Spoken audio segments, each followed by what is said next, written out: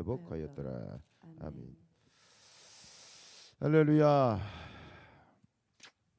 벌써 한 달이 갔습니다. 2020년도 참 시간이 빠르죠. 좀 많이 추웠죠. 많이 추웠습니다. 보니까는 이번 주부터는 이제 다시 회복이 되는 것 같아요. 힘든 일이 있으면 또 회복이 되고, 그러다 또 생각하지 못한 힘든 일이 있고, 뭐 이렇게 파도 타기와 같은 우리의 인생 가운데 우리가 잊지 말아야 될 것은 어떤 상황이든 늘 주님 앞에 나와 간구하고 기도하는 것이 우리의 인생의 지혜요 축복인 줄로 믿습니다. 오늘 이 새벽에도 이렇게 늘 깨어서 기도하시고 주님을 간구하신 여러분들에게 하나님의 은혜가, 큰 은혜가 함께 하시길 축복합니다. 오늘 13장에 이제 북이스라엘의 11대 12대 왕이 나옵니다. 여호아스와 요아스. 재밌는 거는 지금 요아스가요, 남쪽에도 요아스고 북쪽에도 요아스예요. 이름이 똑같아. 어쨌든 이스라엘의 11대 12대 왕의 이야기가 나오는데, 여러분도 성경 읽으면서 이제는 그 표현이 이제 귀에 박힐 정도로 반복된 표현이 있죠. 북이스라엘의 왕들이, 그들이 무엇을 따랐다? 여로보암의 길을 따랐다. 그렇죠? 여로보암의 길을 따랐다. 북이스라엘의 왕들을 표현할 때 꼭 이 말이 아주 지루할 정도로 반복이 되고 있습니다. 역시 이 이스라엘의 북이스라엘의 두 왕, 여호아스와 아하스가, 요아스가 이제 여로보암의 길로 행하여 결국은 이제 이 여로보암의 길은 뭐예요? 금송아지요, 금송아지. 그죠? 단과 이 어디죠? 생각이 안 나. 하여튼 이 두 곳에 이제 그 금송아지를 만들어서 두 곳에서 이제 우상숭배, 이거예요.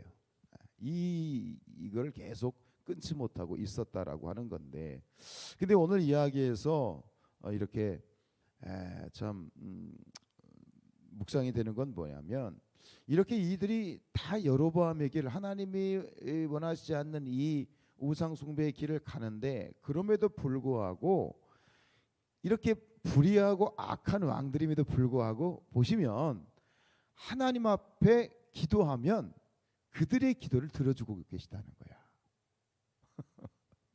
분명히 여로보암의 길로 하나님 보시기에 악을 행하였다. 그런데 오늘 이 여호아스가 이제 악을 행하니까 하나님이 아람 왕, 그죠?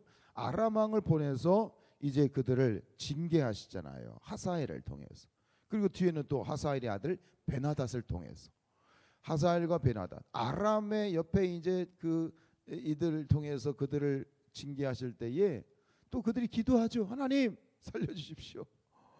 간절히 하나님께 기도할 때 하나님이 그들을 구원하셨다는 장면이 나오잖아요. 여러분, 이게 참 우리에게 던져주는 메시지가 굉장한 건 뭐냐면, 비록 죄인의 상황에서 죄인의 간구라도 그것이 하나님 앞에 어쨌든 진실한 것이라면, 하나님 앞에 진실한 간구라면 하나님은 외면하지 않으시고 그들에게 은혜를 베푸신다라고 하는 아주 중요한 메시지입니다. 이 13절, 14절, 15절의 패턴을 보세요. 여호와께서 이스라엘에게 노하사 늘 아람 왕 하사엘의 손과 그의 아들 베나단의 손에 넘기셨더니, 4절, 아람 왕이 이스라엘을 학대함으로 여호아스가 여호와께 간구하매 여호와께서 들으셨으니 이런 그들이 학대 받음을 보셨습니다. 5절, 여호와께서 이에 구원자를 이스라엘에게 주심에 이스라엘 자손이 아람 사람의 손에서 벗어나 전과 같이 자기 장막에 거하였다. 이와 같은 패턴, 이게 전형적인 패턴이에요. 이런 패턴이 이제 그 성경에 보면 여기만 나오지 않아. 특히 이 패턴이 계속 반복되는 거예요. 죄를 짓고 하나님이 징계하시고 백성들은 간구하고 하나님이 구원하시고, 근데 또 다시 죄를 짓고 또 하나님이 징계하시고 기도하고 간구하고 구원하시고, 이게 패턴이에요. 이게 전형적으로 반복이 됐던 시대가 언제죠? 그게 사사시대잖아요. 사사 400년, 12명의 사사가 등장하면서 그 12명의 사사가 등장했다는 건 뭐야? 이런 패턴이 12번이 반복이 됐다는 거예요. 400년 동안 끊임없이 죄 짓고 하나님 징계하시고 또 기도하고 하나님이 구원하시고 또 다시 죄 짓고 이런 일들이 반복이 되는데 이렇게 보면은 한두 번도 아니고 하나님은 속도 배알도 없는 것 같아. 성경을 보면 그런 거예요. 하나님은 속도 배알도 없으셔. 왜 그럴까요? 하나님의 마음은 그런 것 같아. 끝날 때까지는 끝난 게 아니다. 너희들이 하나님 주께 돌아와, 하나님 앞에 돌아와, 정신 차리고 제대로 하나님의 뜻 가운데 설 때까지, 기회가 있을 때까지, 끝날 때까지는 끝난 게 아니다라는 것이 하나님의 마음인 것 같아. 기회를 주시고 오래 참으시고 기다려 주시고 인내해 주시고 기도하면 또 구원해 주시고 기도하면 또 구원해 주시고. 이게 여러분 끝날 때까지는 끝난 게 아닙니다.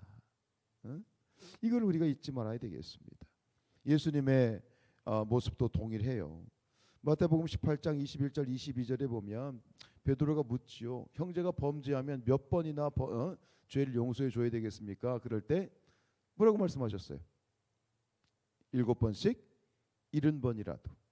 그럼 490번? 여러분 아시잖아요. 이게 490이라는 문자적인 의미가 아니라는 거 아시잖아요. 7이라는 숫자는 뭐예요? 완전수예요. everything, 모든 거 다 용서해 주라는 거예요. 근데 이게 이 예수님의 이 말씀은 교훈을 떠나서 주님의 마음인 거야. 이게 하나님의 마음인 거야. 어떠한 상황 가운데 어떤 죄 가운데 있다 할지라도 하나님 앞에 전심으로 나와서 그때만큼 그냥 바로 또 돌아서더라도 그때만큼 하나님께 전심으로 기도하면 하나님은 들으시고 구원해 주신다. 이것이 주님의 마음인데 또 언제 이런 모습을 볼 수 있어요? 예수님이 십자가에 달려 돌아가실 때 예수님의 가상 7연 그 중에 가장 먼저 하셨던 말씀이 뭐예요?